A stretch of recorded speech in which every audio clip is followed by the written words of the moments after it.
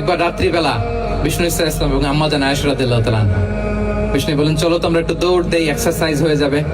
দুইজনে দৌড় দিলেন। তখন আম্মা জান আয়েশা রাদিয়াল্লাহু তাআলা আনহা একটু স্লিম ছিলেন, তো দৌড়ে বিশ্বনবী পিছিয়ে পড়ে গেলেন, আম্মা জান আয়েশা ফার্স্ট হয়ে গেলেন, আগে চলে গেলেন।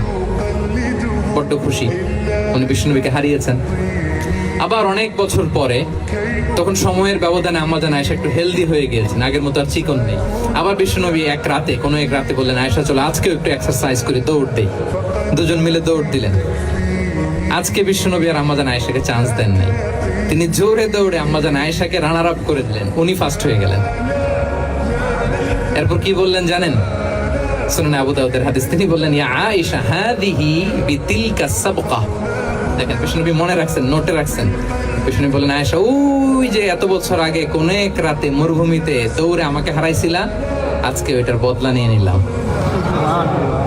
তিলকা সাবকা, ওইটার বিনিময়ে এটা। ওই দিন তুমি জিতছিলা, আজকে তোমার উপর আমি জিতে গেলাম। আল্লাহু আকবার।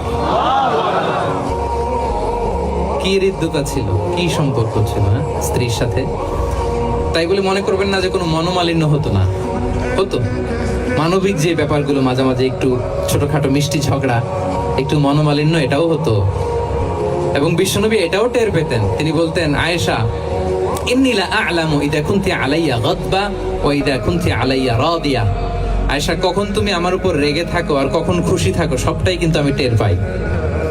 মজা নাই, অবাক হলেন, কি করে টের পান? বিষ্ণু বলেন, যখন তুমি আমার উপর খুশি থাকো তখন দোয়ার সময় বলো লা ওয়া রাব্বি মুহাম্মদ, তুমি বলো হে মুহাম্মদের রব আল্লাহ, মদিনার উপর রহম করেন, আমাদেরকে ক্ষমা করেন। হে মুহাম্মদের রব, আমাদের ক্ষমা করেন, এইভাবে দোয়া করো। আর যখন তুমি রেগে থাকো তখন আমার নামটা মুখ দিয়ে নিতে চাও